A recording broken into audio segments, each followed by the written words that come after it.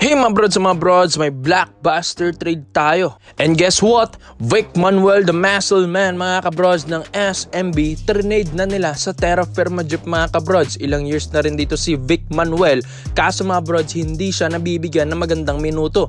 Nagpaalam na nga rin ito pong si Vic dito sa SMB at nagpapasalamat siya sa ginawang serbisyo ng SMB sa kanya at ganun din sa ginawa niyang serbisyo sa SMB mga kabrods. Ang kapalitan ba naman niya kasi dito si Junmar Fajardo and Mo Tautua, talagang hindi makakapaglaro ng maayos ito pong si Vic Manuel, kaya nasa Terra Firma na siya mga brods, kasama niya sa package. At nagulat nga tayo dito mga brods, Terence Romeo. Yes, Terence Romeo pa ang nasama sa package. Sa dami-daming ang point guards dito sa SMB. Sabi nga nila dapat si Enciso na lang Dahil ito pong si Terence ay nakakagulat dahil gumagawa ito last season. Tapos ganun din ang kanyang magandang minuto mga kabrods. Pero bakit ganun?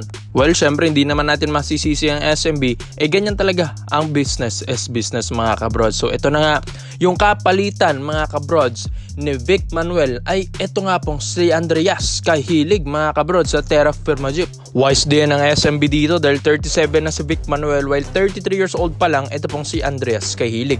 At isa pa dito, mas maganda naman ang shooting din neto po ni Andreas Cahilig kaysa kay Vic Manuel. Dahil ang maganda dito, may outside shooting mga kabrods, ito pong si Cahilig. At pagdating naman sa height, mas malaki ng kaunti, ito pong si Vic Manuel. 6'4 at 6'3 lang naman, ito pong si Andreas Cahilig. Di naman nagkakalayo pero sa skills mga kabrods, parang medyo magkaiba sila. Si Vic Manuel kasi sa ilalim, si Cahilig more on shooting mga brods. Well, ito yung gusto naman kasi ng SMB mga kabrods. Ito pong si Cahilig ay alam ko nga ay matutulungan na talaga ng maganda. Ito pong SMB kaysa naman mabangko. Ito pong si Vic Manuel. Biruin nyo yun, 16 points per game si Vic Manuel dati sa Alaska sa isang taon ng season sa PBA. Tapos itong taon 2023 to 2024, 2 points per game lang ang binanata ni Vic Manuel sa SMB. Napakababa talaga mga brods dahil napakaliit ng minuto na binibigay sa kanya ni Coach George Gallen. So maigi nang nasa Terra Firma Jeep siya. At sa isa namang ka-tradean nito po ni Terence Romeo ay ito pong si Wami Chongson mga kabrods. Ito pong si Chongson ay hindi naman sila nagkakalayo ng edad ni Romeo. Kung tutusin, mas matanda pa nga si Wami Chongson, 33 years old na si Chongson, while Romeo 32 mga kabrods. Pero kung babasihan mo sa stats this year, ito pong si Romeo ay nag-average ng 12 points per game, 3.2 assists per game, and 1.8 rebounds per game ngayong season 2023 to 2024 PBA mga kabrods. All seasons na yan. While ito pong si Wami Chongson, mas mataas kasi ito mga kabrods. Nag-average ito ng 20.6 points per game, 4 rebounds per game, and 4 assists per game. So mas mataas, mas effective dahil yun nga, mas babad si Chongson kaysa kay Terence Romeo. So maganda na yung stats ni Romeo sa kanyang limited minutes. So maraming ang nagulat bakit si Romeo pa mga kabrods. Pero iba kasi ang nakikita nila kay Wami Chongson, isang clutch player. Grabe kung uminit din sa tres. At isa pa dito, maganda ang court vision ng isang Wami Chongson mga kabrods. Kaya diba, hindi siya binibitawan ng Terra Firma Jeep ng ilang taon na rin. Kaya ito na nga si Chongson ay dito na nga mga kabrods, nasa SMB na. Official na ito mga brods. Ang dami na nating mga trusted websites na lumabas kahapon pa nga yan diba mga kabrods.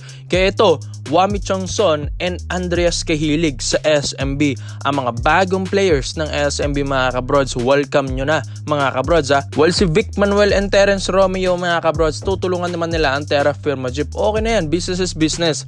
Parang malakas pa nga yung lineup ng Jeep Dahil dyan pa si Nad Stanley Pringle, Christian Stonehardinger, Kevin Ferrer mga kabrods. Ang ganda na. Tapos papunta na dyan si Vic Manuel and Romeo. Malay natin mabago ang Terra Firma Jeep. Sa SMB naman, magandang additional ito para sa kanila. Kaya komento mo lang opinion mo dito mga brods at isayin natin yan. So dito naman po tayo sa kabilang balita naman natin mga brods. Meron din tayong reports and rumors. Ayon din ito kay Mr. Snowbadwa sa playback live niya. Dahil ito pa lang si Mark Carreño ng Terra Firma Jeep ulit mga brods ay bali-balita na gustong kunin ito ng Barangay Ginebra San Miguel. Ang 6'8" or 6'9" ng Jeep mga kabrods ay ginugusto ito ng Barangay Ginebra San Miguel dahil yun nga para pamalit ito ni Isaac Go na injured mga kabrods. So wala kasing lehitimong big man ang Ginebra mga kabrods. Kaya mahihirapan sila. Kaya ito pong si Carreño malaking tulong na ito sa kanila. maski sa depensa mga brods. Dahil kung matatandaan nyo, ay recently lang na-awardan ito pong si Carino ng All Defensive Team ngayong 2024 PBA Awards. Na-awardan pa ng PBA All Rookie Team ngayong 2024. So mga kabrods, mapa-depensa, mapa-performance ay maganda. Ito pong pinapakita ni Kemar Carino as a 26 years old rookie mga kabrods sa PBA. So bata-bata pa, maganda pa at malayo pa ang kanyang room for improvement mga kabrods. Kaya maganda kung ma-develop ito ng Barangay Ginebra San Miguel as their big man mga brods, as their legit big man.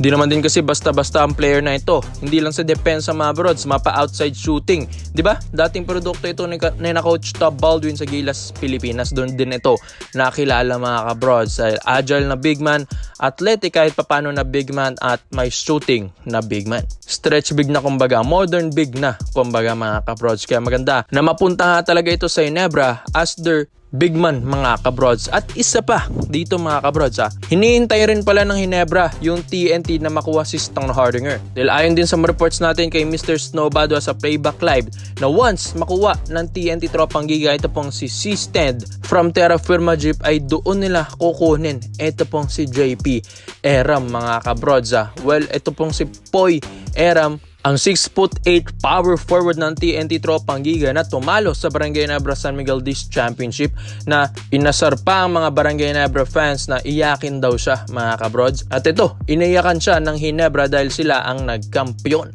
Pero mga kabrods, possible pala itong mapunta ng Ginebra, at sinabi na rin ito ni Mr. Snowbadwa na kukunin pala ito ng Barangay Ginebra San Miguel kahit anong asar pa sa kanya. Dahil ito nga pong si C-Stand ay reliable big na ito ng TNT Tropang Giga. Kaya magugulat tayo, ang Ginebra ay gusto makipag-trade pala sa TNT Tropang Giga ayon kay Mr. Snowbadwa, at si Eram pa, si Poy Eram pang kukunin nila. Ito pong 6'8" na ito mga brods, malaking big man ito, at yun nga, at alam na ito ng Barangay Ginebra fans kung ano yung kakayahan ng isang Eram na pinaiyak ang mga Barangay Ginebra fans. Outside shooting, laro sa ilalim, footwork sa ilalim mga kabrods, yung mga binibigay ni Eram, maski block shots, defense, offense, maasahan mo ito pong si Poy Eram. Kaya diba, hindi pa ito binibitawan ng TNT Tropang Giga. Hindi ko nga alam kung ano yung offer mga kabrods ng Ginebra dito, knowing na TNT Tropang Giga MVP group.